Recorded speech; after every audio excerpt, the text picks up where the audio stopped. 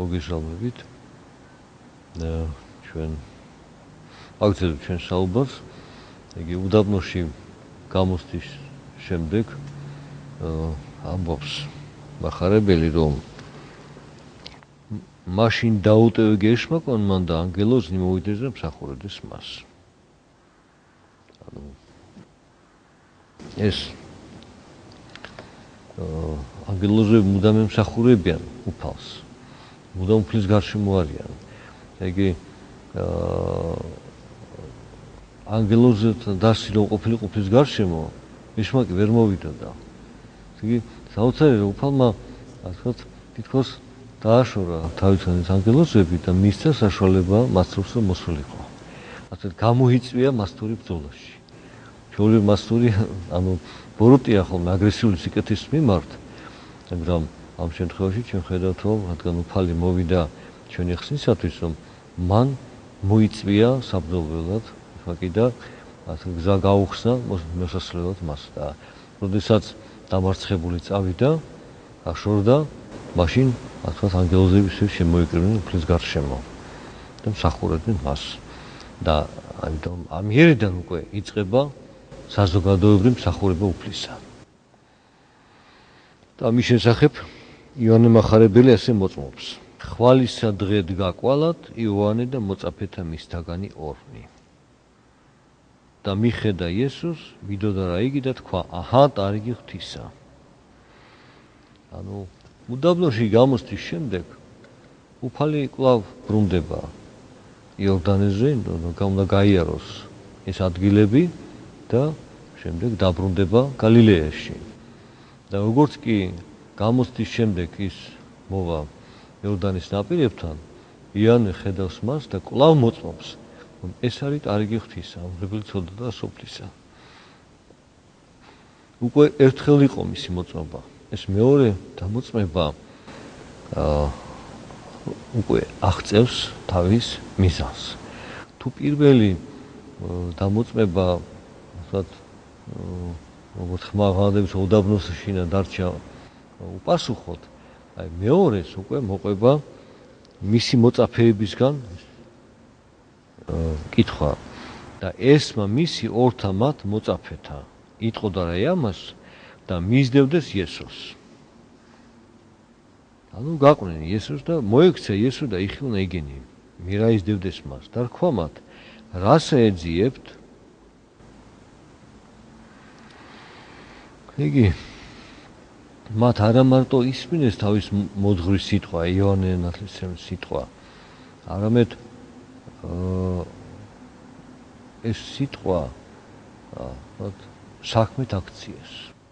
რადგან მოძღვარმა თქვა, რომ ეს არის ტარიგი ღვთისა და თვითონ მოძღვარი ამბობს, რომ მოვიდა დასამოწმებლად და მოსამზადებლად უფლის მოსვლისათვის, მაშასა და მე უნდა გაყვნენ უფალს. და მიყვებიან, ანუ იწყება ხა პირადი გამოძიება თუ რას ასწავლის უფალი. იოანე რასაც ხადაგებდა, მათ იციან და რაში მდგომარეობს მაცხოვრის და უფლის სიტყვა და მისი სწავლება, ამის გასარკვევად მიყვებიან. რადგან მოძღვარმა დაამოწმა, ეს არის ტარიგი ღვთისა. კი მისგან ელოდებიან ახალ სიტყვას და მიყვებიან და ამიტომაც უფალი მათ ეკითხება რას ეძიებთო რითაც მათ ასეთ იწევს დიალოგში რომ დაფიქრდნენ რატომ იყვებიან სინამდვილეში რა უნდათ და აპასუხობენ ხო მათ რქვეს მას რაბი სადა იყოფი? ანუ სად იმყოფებიო? ხო, თითქოს ვერაფერი ვერ მოიფიქრეს სათქმელად. აი, რაღაცა თითქოს რიდი გაჩნდა, მაგრამ ამ სიტყვაში სად იმყოფები? ჩვენ თუ გავიხსენებთ ბიბლიის პირველ წიგნის დასაწყისს, როგორ კითხვას უსვამს უფალი, ადამ, სადა ხარ? როდესაც ადამი ცოდოში დაეცა, ანუ რა მდგომარეობაში ხარ? შეიცან შენი თავი და დაინახე შენი მდგომარეობა. ხოლო ეხლა ისინი ამბობენ, სად იმყოფებიო, სადა ხარო? იგივე. ანუ რას ასწავლი?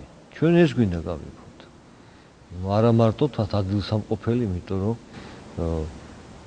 უფალი ამბობს, რომ დესკაცსაც არ აქვს ადგილი, სადაც თავი მოიდრიკოსო. მთელი ქვეყანა უფლისაა, მაგრამ არ არის კერძო ადგილი, რომელიც იტყვის, რომ ეს არის ჩემი ადგილი. ყველა ადგილი უფლის არის. უფალი ყველგან შეიძლება იყოს, მაგრამ სად იმყოფება უფალი? ანუ რას ასწავლის, რას მოძღავს და ჩვენ უნდა ვიპოვოთ ის ადგილი, სადაც უფალი ჩვენ გვეტყვის ამას. ჩვენში უნდა ვიპოვოთ ადგილი უფლის სიტყვის. და მაცხოვარი პასუხობს. ქვამათ, მოვედით და იხილეთ. და მივიდეს და იხილეს. სადა იყოფოდა და მისთანა დაადგეს მას დღესა შინა. ჟამი იყო ვით არ მიათე. აი, სად იყოფე? მოდი და იხილეთო. რა ადგილის სანახავად მივიდნენ თუ მოსასმენად რას იტყვის უფალი? აი, მათ პირადად რას იტყვის უფალი? და ამოს მახარებელი და მივიდე და იხილესო. ანუ ამით მაცხოვარი ეუბნება, რომ ღვთის შემეცნება ეს არის პირადი საქმე. უნდა მოხვიდე უფალთან და იხილო. ანუ განიცადო, შეისწავლო, შეიმეცნო და შენთვის პირადად რას ამბობს უფალი. ეს არის შენი პირადი გზა უფლისაკენ. და მივიდე და იხილესო. ანუ თვითონ მათგანს უფალმა უთხრა ის სიტყვა, რომელიც მას სჭირდებოდა, რომ ერწმუნა, რომ ეს არის უფალი, ეს არის მხსნელი. აი ეს კავშირი უფალსა და მათ შორის საიდუმლო კავშირი დამყარდა და ეს იმდენად სარწმუნო იყო, რომ ამის შემდეგ ისინი ეს ორი მოწაფე მიდის და დანარჩენებს მოუწოდებენ და ამბობენ, რომ პოვეთო მესიაო, ხსნელი ვიპოვეთო. აი ის სიტყვა იყო საგულისხმო. თუმცა აქ არ წერია რა სიტყვა უთხრა. მაგრამ სხვა მოწაფეებს ჩვენ ვნახავთ რა სიტყვას ეტყვის უფალი. აქ არის ერთი კიდე რომ დეტალი, ჟამი იყო ვით არ მიათე. აი, რატო წერს მახარებელი ამ დეტალს? ნუ სულ რა მნიშვნელობა აქვს რა დრო იყო. თუ კი ჩვენ ადგილის შესახებ, გეოგრაფიული ადგილის შესახებ არაფერს გვეუბნება, ამ დროს რატო აზუსტებს? იმიტომ რომ მეათე ჟამი ნიშნავს საღამო ხანს. მეცხრე ჟამი უკვე 3-დან 6 საათამდე დღევანდელი საზომით, ასტრონომიულით და მეათე ჟამი უკვე საღამო. უკვე დღის ბოლოა. ანუ დღის ბოლოს ადამიანი ესეთ ისვენებს, დაღლილია და თქვათ ემზადება დასასვენებლად. და აი ეს ჟამი აღმოჩნდა ჟამი უფალთან მისვლის და უფლის შემეცნების. რომ ჭეშმარიტების შემეცნებისათვის ყველა ჟამი გამოდგება. ყოველთვის შეიძლება ადამიანმა შეიცნოს ჭეშმარიტება. დღის ბოლოა თუ დღის დასაწყისია, დაღლილია ის თუ დასვენების ემზადება. ანუ ადამი თუ ეძებ ჭეშმარიტებას, შენ აი დროჟამის ასეთ მნიშვნელობა უნდა გადალახო. უფალი მარადიულია და ჟამის მიხედვით არ განიზომება. და ის ჟამი, რომელიც განკუთვნილი თქოს დასვენებისათვის, და განლაღებისათვის რომ ცხელ ქვეყანაში საღამოსო აგრილდება შვებას იგრძნობს ადამიანი სიამოვნებას მაშინ უკვე თითქოს აღარ სცალია აი ამ შრომის ნახვა წესათვის პირიქით უნდა ისმოს და აი ამ დროს ისინი იწყებენ უფლის ძიებას ეს არის აქ მნიშვნელოვანი და ამიტომაც მახარებელი მიუთითებს რომ ჟამი იყო მეათე აი ამ დროს როცა სხვა ისვენებს ჭეშმარიტის მაძიებელი პოულობს ჭეშმარიტებას და იყო ანდრია ძმა სიმონ პეტრეს ერთი ორთაგანი რომელთა ესმა იოანესაგან და მისდევდეს მას იგი ამ ორიდანო ერთი იყო ანდრიაო მეორე ვინ იყო მოგზალებულად არ ახსენებს მაგრამ ეს თვითონ იოანე მახარებელი იყო როგორც ჩვენ გადმოცემით ვიცით და მაგრამ ანდრიას ახსენებს რატომ რომ იყო სიმონ პეტრეს ძმა ერთი ორთაგანი და მან პირველად ძმაითვისი სიმონ და რქვა მას პოვეთ მესია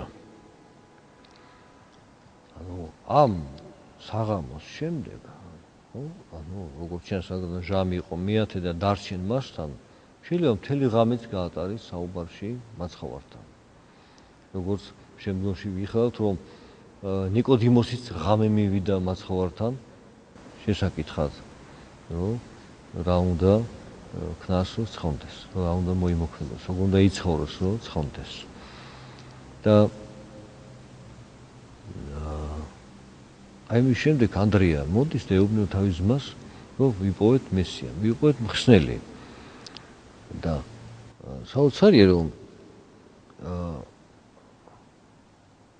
სიმონი უსიტყვოდ გაყვება ანდრიას სანახავად აი ამ თქოს უთქმელ სიტყვაში ორი დიდი საიდუმლოა ერთი როგორ ყოველგვარი სიტყვის გარეშე და გამოძიების გარეშე სიმონი ესე თავის ძმას უჯერებს და მიყვება იგი რაღაცა შეიცვალა მისთვის რომ ანდრიას სიტყვა გახდა სარწმუნო და მეორე საიდუმლო არის რომ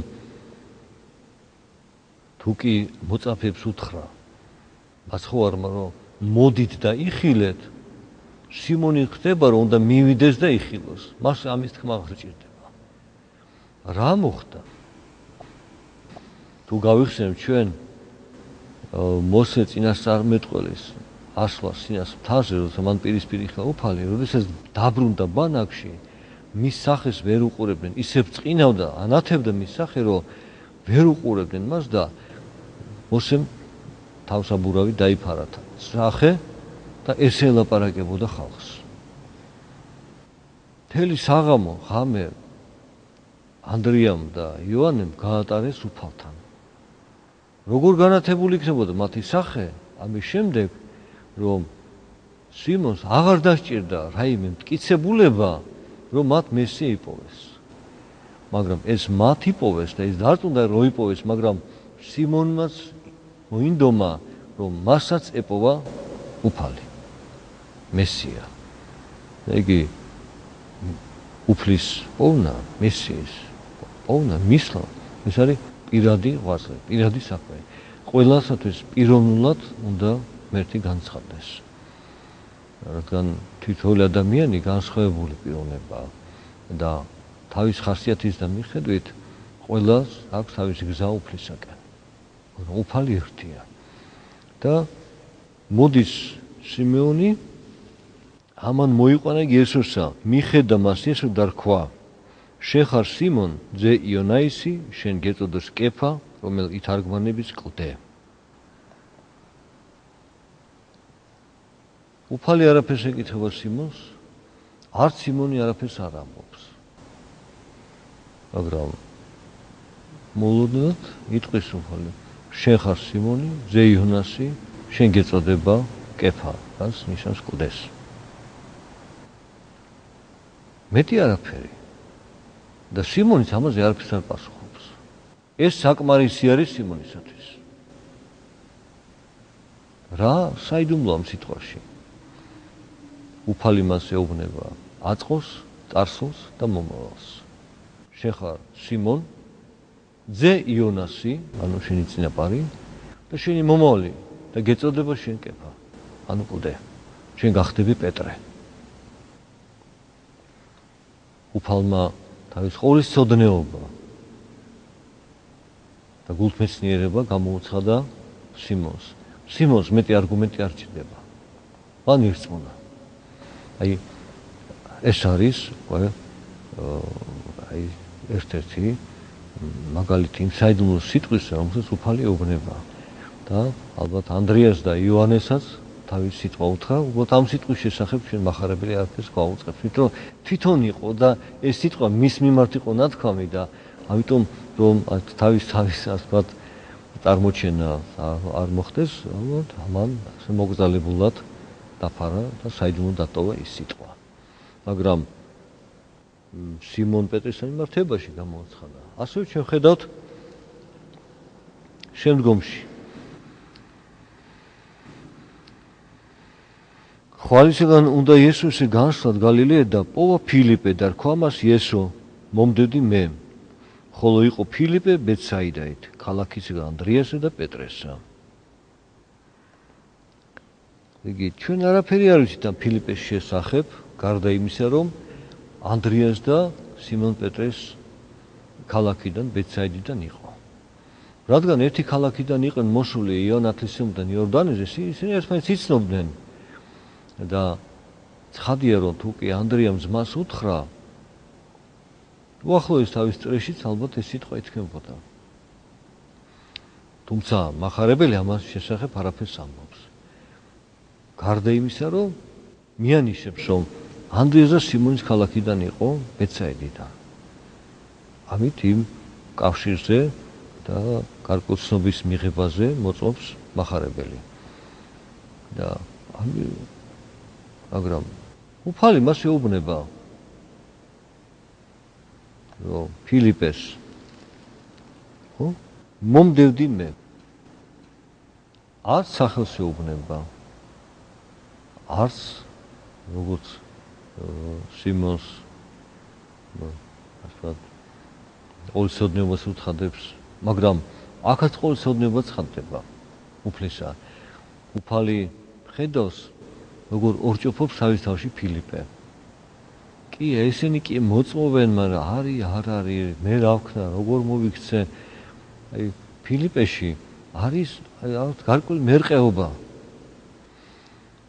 და ამის საპასუხოდ უფალი ამას მომდევდი მე. ბრძანებას აძლევს და უფალმა გადაწყვიტა მისი ეს ორჭოფობა, რომ შენ მე უნდა გამომყვე. მაგრამ თუ კი სიმონ ანდრიამ თავის ძმას დაუძახა, ფილიპე მეგობარს ეუბნება. და ნათქვამია, რომ პო ფილიპე ნათანაელ და რქვა მას, რომელი კი დაწერა მოსეს ჯულსა და წინასწარ მეტყველთა, პოვეთ იესო ძე იოსებისა ნაზარეთით. აი ამ სიტყვით ჩვენ ვწმუნდებით, როგორი ხასიათის იყო ფილიპე.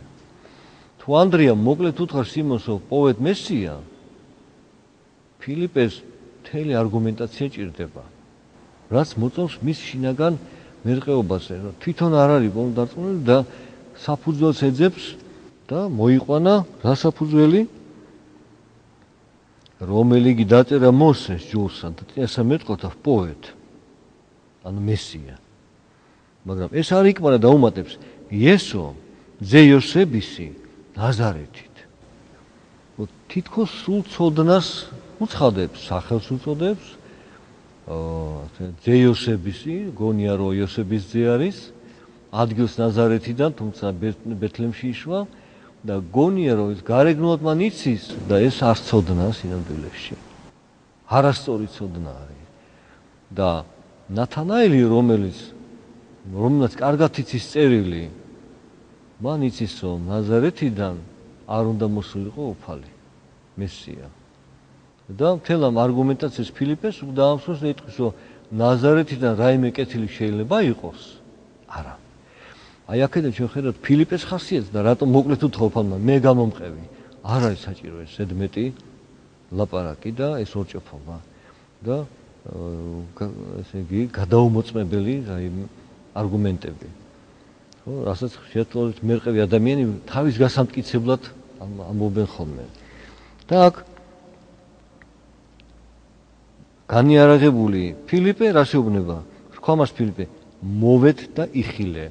აი, ანუ ისევ ის სიტყვა, რაც ჩვენ როცა მოდით და იხილეთ უფალმა უთხრა და მივიდნენ და იხილესო ანდრიას და იონეს ეუბნება, ეხლა ფილიპე ემაუსო, მაშინ შენ თვითონ დარწმუნდე, შენ თვითონ მიდი და ნახე, მოდი და იხილეო. ეს არის ყველაზე ძლიერი არგუმენტი. შენ თვითონ იპოვე უფალი. ეს შენი პირადი გზა შენ უნდა იპოვო. სხვა არგუმენტი არ არის. ხო. ნუ ჩვენ შევჩერდებით ამაზე, თუ როგორ მივიდა ნათანაელი და როგორ შეხვდა მას უფალი, იმიტომ რომ ეს კიდე ცალკე საუბრის თემაა. დღეს დაგემშვიდობებით.